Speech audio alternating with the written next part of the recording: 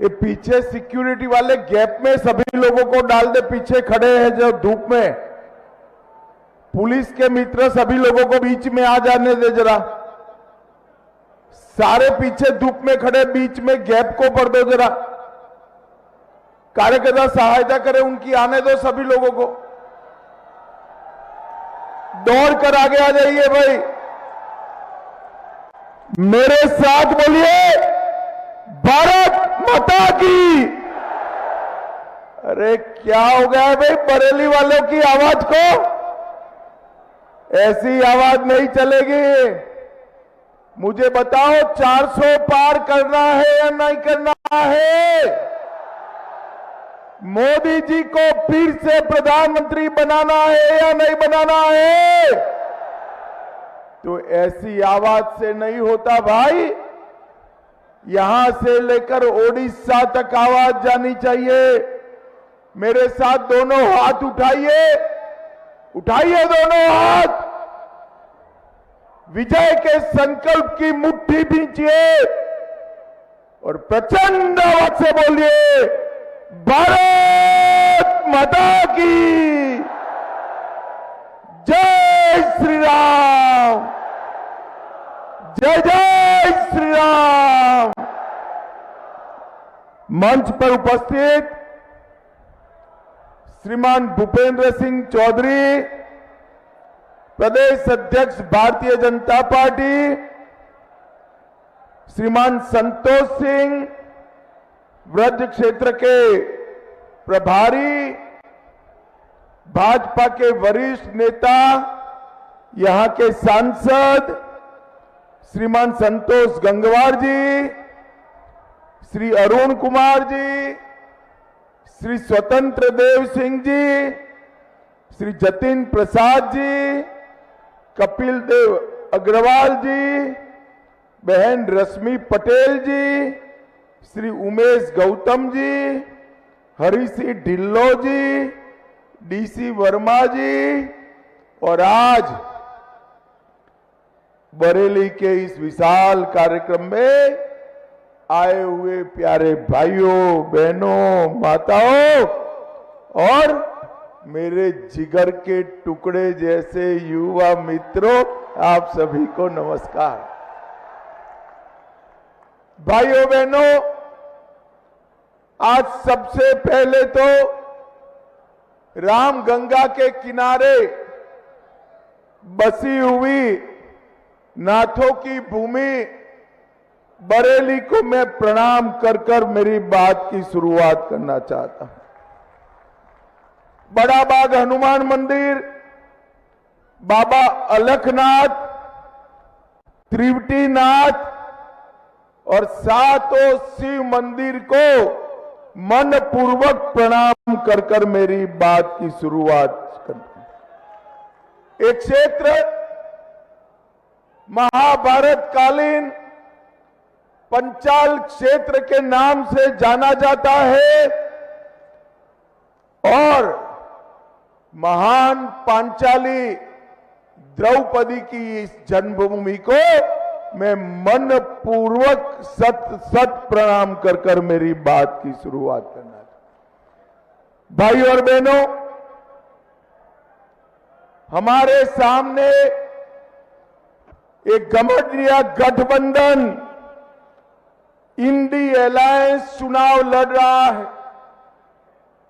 इनके साहजादे राहुल बाबा ने चुनाव की शुरुआत भारत जोड़ो यात्रा से की थी, मगर मैं आज बरेली में कहकर जाता हूं, शुरुआत भारत जोड़ो यात्रा से की थी।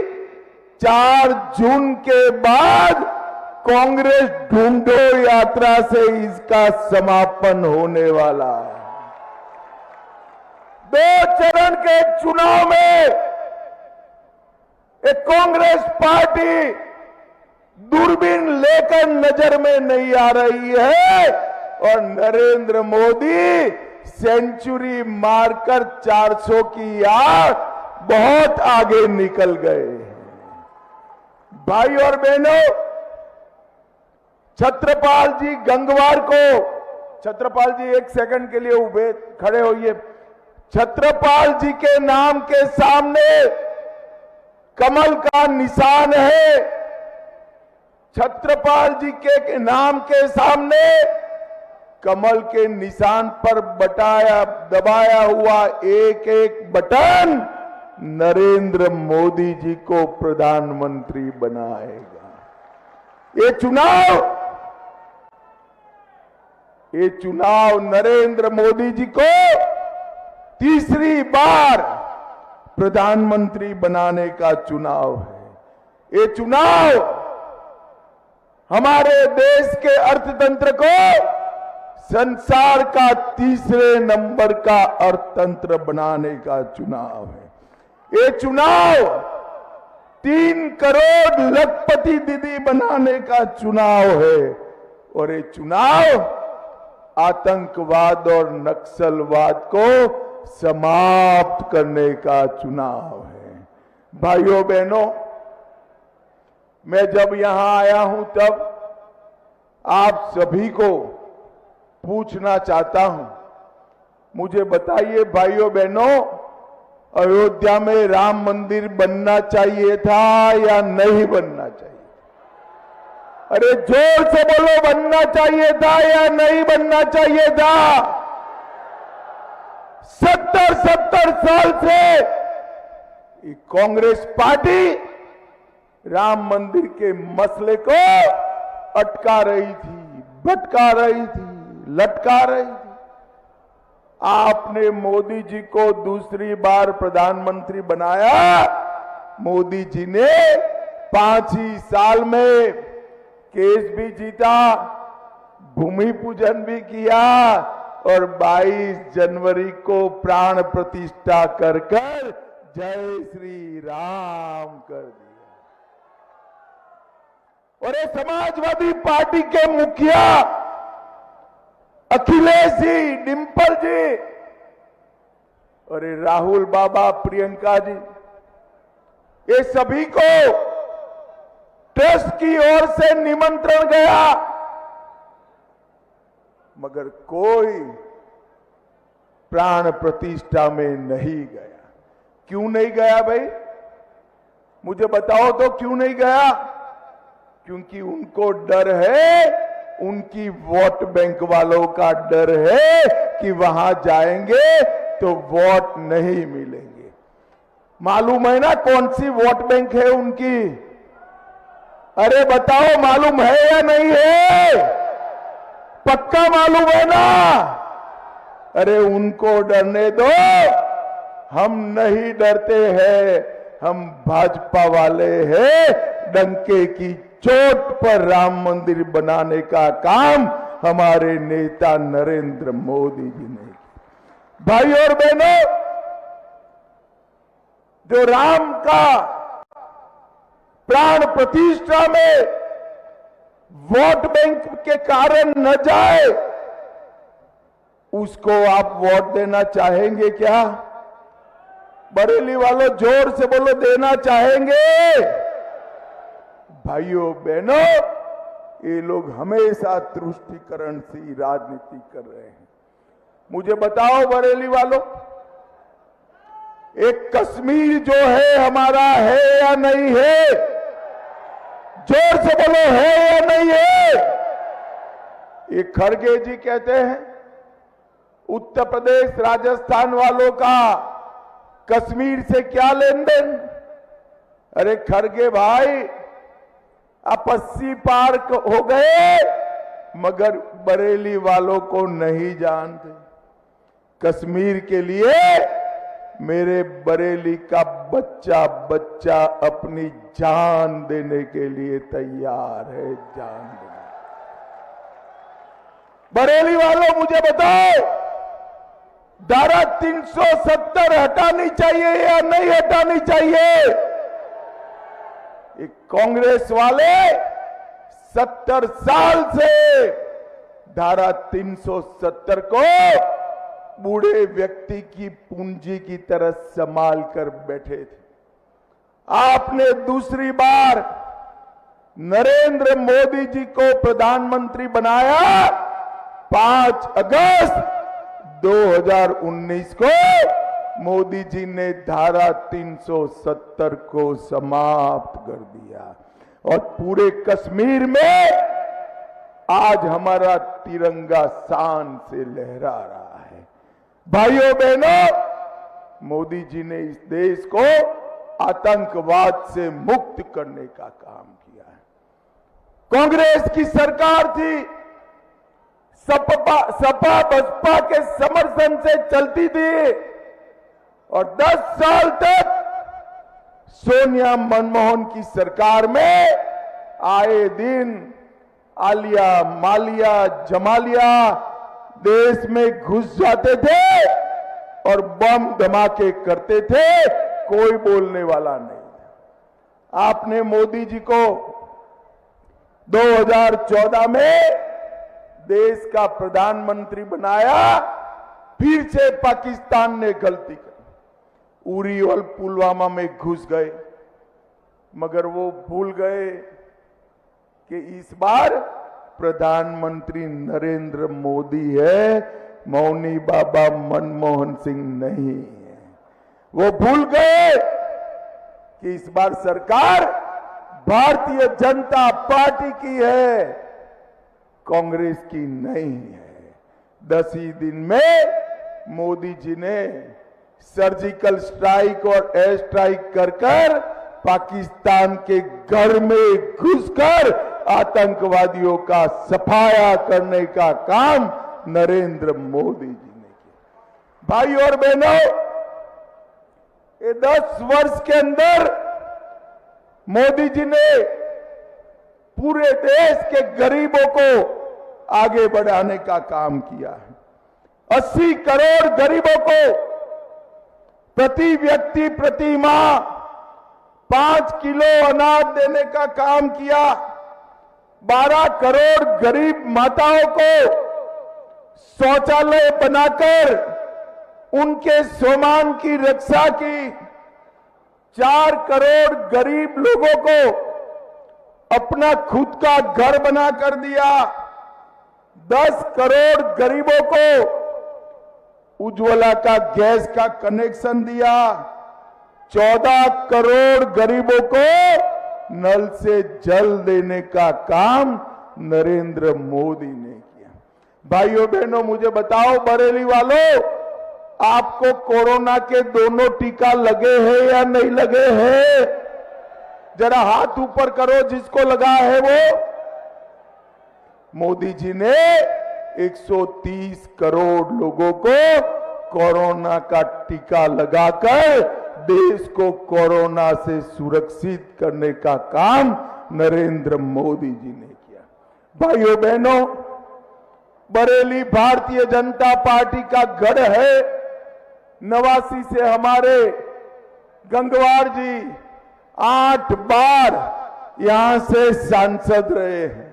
मैं गारंटी देता हूं, अभी आंख मूंद कर बरेली में गंगवार जी को शादी की पत्रिका न दी हो और गंगवार जी न आए हो, ऐसा कोई घर आपको नहीं मिलेगा। गंगवार जी ने हमेशा बरेली के सम्मान को संसद में उजागर करने का काम किया है। गंगवार जी के लिए पार्टी ने आगे कोई अलग भूमिका सोची है और इसलिए हम छत्रपाल जी को, जोर से ताली बजाओ भाई भूमिका के लिए, इसलिए हम छत्रपाल गंगवार जी को सांसद का प्रत्याशी बनाकर लाए। मैं आपको विश्वास दिलाता हूं बरेली वालों, गंगवार जी ने जो सेवा का यज्ञ चलाया है, छत्रपाल जी उसमें बढ़ोतरी कर कर आगे बढ़ाने का काम करेंगे, बढ़ोतरी कर। भाई और बहनों, सपा के समय के अंदर पूरा यूपी दंगों की आंख में झोंका हुआ था। 2010 और 12 में बरेली में भीषण दंगे हुए और कांग्रेस सपा वाले कहीं बरेली वालों के साथ खड़े नहीं हुए। 2017 में आपने भारतीय जनता पार्टी की सरकार बनाई, भाजपा ने योगी जी को मुख्यमंत्री बनाया। इतने कम समय के अंदर योगी जी ने यूपी को दंगा मुक्त कराने का काम कर दिया। ये पश्चिमी यूपी से सपा के राज में पलायन होता था, योगी जी के राज में पलायन तो हो रहा है, परंतु निर्दोष लोगों का नहीं, गुंडों का पलायन करने का काम योगी आदित्यनाथ जी ने किया। भाइयों बहनों, ये समाजवादी पार्टी है, कांग्रेस पार्टी परिवारवादी पार्टी है। अखिलेश बाबू के लिए यादव समाज मानता है कि हमारे नेता है। मैं उत्तर प्रदेश के यादव समाज को पूछना चाहता हूं, कन्नौज से खुद अखिलेश जी लड़ रहे हैं, मैनपुरी से उनकी धर्मपत्नी डिंपल यादव लड़ रही है, फिरोजाबाद से अक्षय यादव, बदायूं से आदित्य यादव, आजमगढ़ से धर्मेंद्र यादव। अरे अखिलेश बाबू, एक एक परिवार में 5 टिकट दे दिए, तनिक और कोई यादव युवा को लड़ाए होते तो शायद अच्छा होगा। भाइयों और बहनों, अखिलेश जी खुद मुख्यमंत्री बनना चाहते हैं और सोनिया जी बेटे को प्रधानमंत्री बनाना चाहती हैं। बरेली वालों, मुझे बताओ, जो अपने बेटे, बेटी, पत्नी, भाई, भतीजे को प्रधानमंत्री और मुख्यमंत्री बनाने के लिए राजनीति में हो, वो बरेली के युवाओं का भला कर सकता है क्या? कर सकता है? बरेली के युवाओं का भला केवल और केवल गरीब घर से आए हुए नरेंद्र मोदी कर सकते हैं, भारतीय जनता पार्टी कर सकती। भाइयों बहनों, सपा के शासन में पूरे उत्तर प्रदेश में देसी कट्टे बनाने के कारखाने थे। आज कट्टों की जगह उत्तर प्रदेश में तोप और मिसाइल्स बनाने का कारखाना लगा, जो पाकिस्तान पर गोले बरसाने का काम करेगा। यहां पर वाहन चोरने का कुटीर उद्योग चलता था, उसकी जगह भाजपा के शासन में वाहन बनाने की फैक्ट्रियां लग रही है। यहां के बेरोजगार युवा चेन स्नेचिंग कर रहे थे, इसकी जगह आज मेडिकल डिवाइस बनने का काम नरेंद्र मोदी जी के नेतृत्व में हो रहा है। मोदी जी के नेतृत्व में उत्तर प्रदेश में Purvanchal express, Bundelkhand express, Gorakhpur express, Ballia express, Ganga express way, 14 express way का जाला बुनने का काम हुआ। पहले 7,000 किलोमीटर नेशनल हाईवे थे, अब 12,000 किलोमीटर बने। काशी विश्वनाथ का कॉरिडोर ये औरंगजेब तोड़ कर गया था, तब से जस का तस था। मोदी जी ने बाबा काशी विश्वनाथ के कॉरिडोर को बनाकर बाबा को फिर से सम्मान देने का काम नरेंद्र मोदी जी ने किया। पहले 2 एयरपोर्ट थे, अभी 9 है और बाकी 12 निर्माणाधीन है। और एशिया का सबसे बड़ा एयरपोर्ट जेवर उत्तर प्रदेश के अंदर बन रहा है। 12 शहरों में मेट्रो पहुंची है। पहले 12 मेडिकल कॉलेज थे, अब 68 है, 22 नए बन रहे हैं। यूपी के सभी जिलों में एक मेडिकल कॉलेज बनाने का काम नरेंद्र मोदी जी कर रहे। डिफेंस इंडस्ट्रियल कॉरिडोर बनाया।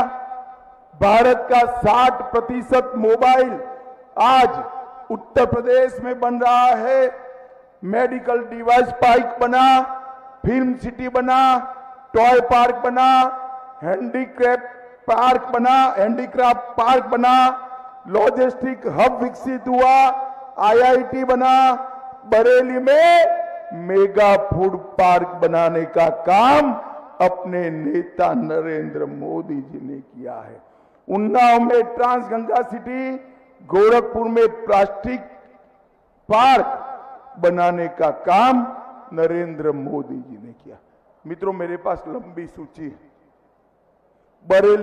अकेले बरेली के विकास के लिए 26,000 करोड़ रुपया ये गंगवार जी नरेंद्र मोदी से झगड़ा कर लाए हैं। 26,000 करोड़ और 5 लाख गरीबों को घर, आयुष्मान भारत, उज्ज्वला, जल जीवन मिशन, शौचालय, किसान सम्मान निधि और मुद्रा की लोन देने का काम हमारे गंगवार जी और नरेंद्र मोदी जी ने किया है। भाइयों बहनों, आज मैं अखिलेश बाबू को पूछना चाहता हूं, 10 साल तक सोनिया मनमोहन की सरकार थी, 10 साल तक आपने यूपी को क्या दिया?